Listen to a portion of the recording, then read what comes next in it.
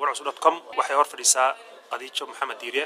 Qadiijo Soomaali badan oo Norway degan ilmoodi ayaa laga qaatay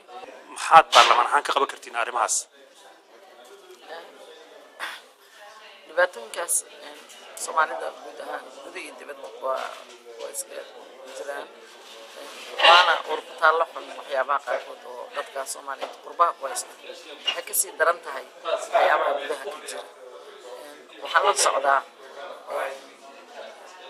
arrinta hadda ay waxay iga weydiinaysay ilmo badan oo Soomaaliyeed ay maqan yihiin dhibaatada inta badan waxa waaye qofka waalidka ah aabihi ay imaanayaan aabihi wuxuu yaqaanaa sharciga wadankan ka jira ee qaabka wuxuu dalbanayaa ilmihii iyo hooyadii oo ka dambeysay isaga kaamkii soo maraya meeshii waxyaabo fara badan oo wax ka ogyahay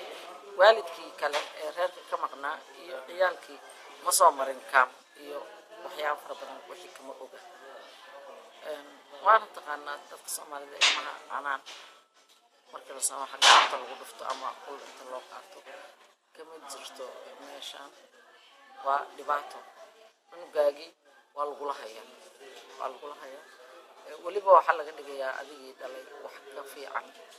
oo aadan u sameeysan ilmaha dhaqan ahaan waa taqaanaa Soomaalida annaga ilmaha lama sheekaysan waqtigiisana